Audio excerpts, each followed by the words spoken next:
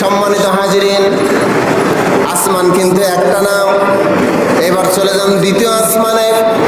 বিশ্ব নবীর কাছে সাহাবীগণ জিজ্ঞাসা করলেন, ইয়া রাসূলুল্লাহ, ইয়া হাবিবাল্লাহ, দ্বিতীয় আসমানটা কত বড়?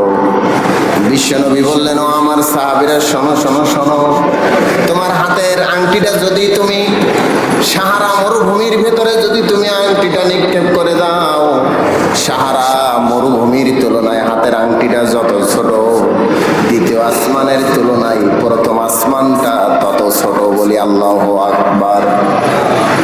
তাহলে এবার চিন্তা করেন, প্রথম আসমানের কোটি কোটি তারকা আল্লাহ তৈরি করে রেখেছেন, একটা তারা সূর্য ছাড়া 33 কোটি গুণ বড়। এই প্রথম আসমানটা যদি হয় দ্বিতীয় আসমানের তুলনায় সাহারা মরুভূমির ভিতরে একটা আংটি ফেলাই দিলে যেমন আংটিটা ছোট, মরুভূমির কোনো কুল নাই, কিনারা নাই, সেই মরুভূমির কাছে আংটিটার কোনো মূল্য নাই, যেমন একদম ছোট, একেবারে ক্ষুদ্র থেকে ক্ষুদ্র, ঠিক তদ্রূপ দ্বিতীয় আসমানের তুলনায় প্রথম আসমান এমন ক্ষুদ্র। বিশ্বনবী বললেন, তৃতীয় আসমানটা ঠিক তদ্রূপ। তৃতীয় আসমান মরুভূমির ভিতরে সাহারা আংটিটা যদি তুমি ফেলায় দাও, সাহারা আংটিটা যত ছোট, দ্বিতীয় আসমানের কাছে ততটা ছোট। তেমনি ভাবে দ্বিতীয় আসমান চতুর্থ আসমানের কাছে ততটা ছোট, চতুর্থ আসমান পঞ্চম আসমানের কাছে ততটা ছোট, পঞ্চম আসমান ষষ্ঠ আসমানের কাছে ততটা ছোট, ষষ্ঠ আসমান সপ্তম আসমানের কাছে ততটা ছোট। এরপরে আল্লাহ রাব্বুল আলামিন সিদরাতুল মুনতাহা দিয়েছেন, যেখান থেকে জিবরাইল আলাইহিস সালামের বাড়ি। জিবরাইলের বাড়ি কোথায় সবাই বলেন? সিদরাতুল মুনতাহা হচ্ছেন জিবরাইলের বাড়ি। সেখানে আছে বাইতুল মামুর। কি আজীব একটা আল্লাহ রাব্বুল আলামিনের সৃষ্টি। আল্লাহ যে কত বড় একটুখানি খেয়াল করে শোনেন। আমরা যে নামাজের শুরুতে বলি আল্লাহু আকবার, জানাজার শুরুতে বলি আল্লাহু আকবার, ইকামতের শুরুতে বলি আল্লাহু আকবার, আজানের শুরুতে বলি আল্লাহু আকবার, জীবনের সব ক্ষেত্রে আমরা আল্লাহু আকবার বলি, কিন্তু কখনো ভেবে দেখি নাই, কখনো চিন্তা করি না আল্লাহ রাব্বুল আলামিন কত বড়। আল্লাহ রাব্বুল আলামিন সিদরাতুল মুনতাহার পাশে বাইতুল মামুর তিনি সৃষ্টি করেছেন। বাইতুল মামুর দুনিয়ার কাবা ঘর, সেই বরাবর আল্লাহ রাব্বুল আলামিন বাইতুল মামুরটা তিনি সৃষ্টি করেছেন। বাইতুল মামুরে দিনরাত 24 ঘন্টা ফেরেশতারা তাওয়াফ করে, বলেন আল্লাহু আকবার। কিন্তু আজীব তামাশা, প্রতিদিন 70,000 ফেরেশতা বাইতুল মামুর তাওয়াফ করে। কয়জন ফেরেশতা? সবাই বলেন। 70,000 ফেরেশতা বাইতুল মামুর তাওয়াফ করে। যেমনি ভাবে এই হজের মৌসুমে কাবা শরীফ মুসলমানেরা তাওয়াফ করেছে, বাইতুল মামুরে প্রত্যেক দিন 70,000 ফেরেশতা তাওয়াফ করে। কিন্তু একবার যে ফেরেশতা তাওয়াফ করবে কিয়ামত পর্যন্ত, দ্বিতীয়বার আর তাওয়াফ করার কোনো চান্স নাই। আল্লাহু আকবার বলতে ইচ্ছা করে না? কতগুলি ফেরেশতা! একবার যে বাইতুল মামুর তাওয়াফ করবে কিয়ামত পর্যন্ত, ওই ফেরেশতার দ্বিতীয়বার ওই বাইতুল মামুর তাওয়াফ করার কোনো চান্স নাই। 70,000 প্রতিদিন বাইতুল মামুর, এই জায়গাটা 70,000 ফেরেশতা প্রতিদিন তাওয়াফ করে। তারপরে আল্লাহ রাব্বুল আলামিনের সিংহাসন, তার কুরসি, তার চেয়ার। এবার আল্লাহ রাব্বুল আলামিন যদি এই সপ্তম আসমানটা যদি হাতের তালুতে রাখেন, বিশ্বনবী বলেছেন হাতের তালুতে একটা ছোট্ট একটা সরিষা দানা যেমন রাখলে যেমন হয়, আল্লাহ রাব্বুল আলামিনের হাতে সপ্তম আসমানটা রাখলে সরিষার দানার চাইতেও ছোট। বলেন আল্লাহু আকবার।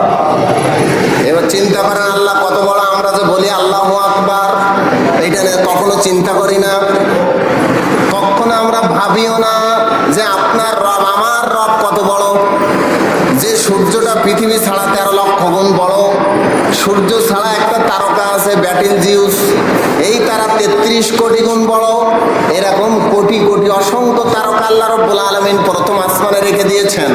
প্রথম আসমানটা দ্বিতীয় আসমানের তুলনায় মরুভূমির ভিতরে হাতের আংটি ফেলাই দিলে যেমন মরুভূমির ভিতরে আংটিটা ছোট, খুঁজে পাবেন আপনি। মরুভূমির এ প্রান্ত থেকে ও প্রান্ত কিছুই দেখা যায় না। কোনো ব্যক্তি যদি মরুভূমির ভিতরে হারায় যায় আর তার কাছে যদি কোনো মোবাইল না থাকে, ওই ব্যক্তির মরা ছাড়া আর কোনো উপায় নাই।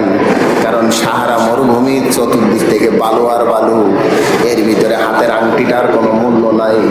তেমনি দ্বিতীয় আসমানের কাছে প্রথম আসমান একেবারে ছোটটা ছোটই, দ্বিতীয় আসমান তৃতীয় আসমানের কাছে ছোট এমনি ভাবে সপ্তম আসমান পর্যন্ত একটার সাথে আরেকটা ছোট। আর এই সপ্তম আসমান যদি আল্লাহ রাব্বুল আলামিন হাতের তালুতে রাখেন, বিশ্ব নবী বলেছেন আল্লাহ রাব্বুল আলামিনের কুদরতি হাতে সাতটা আসমান যদি আল্লাহ রাব্বুল আলামিন রেখে দেন, ওই সরিষা দানার পরিমাণের চাইতেও আল্লাহর হাতে সাতটা আসমান চলে যাবে। চিৎকার দিয়ে বলেন আল্লাহু আকবার। তাহলে আপনার আমার আল্লাহ কত বড়! এখানে আল্লাহু আকবার বলতে শুধু আল্লাহর আকারকে বোঝানো হয় নাই, তার ক্ষমতা পৃথিবীর মানুষের চাইতে কম, বেশি না কম? তার ক্ষমতা কি বড় না? বলেন। আল্লাহর ক্ষমতা বড়, তার রাজত্ব বড়, তার আকৃতি বড়, সব দিক থেকে আমার আল্লাহ বড়। এই কারণে আমরা সব সময় করি কি আল্লাহু আকবার। চিৎকার দিয়ে বলেন আল্লাহু আকবার। আরো জোরে বলেন আল্লাহু আকবার। আমরা এই ভাষাগুলি ব্যবহার করি কিন্তু আসলে তার ব্যাখ্যা জানি না।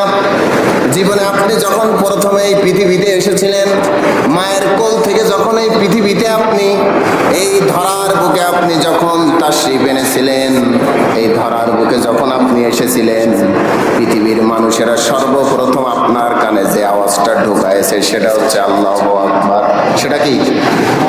সর্বপ্রথম আপনার কানে যে আওয়াজটা গেছে সেই আওয়াজটা কি? সবাই বলেন আল্লাহু আকবার।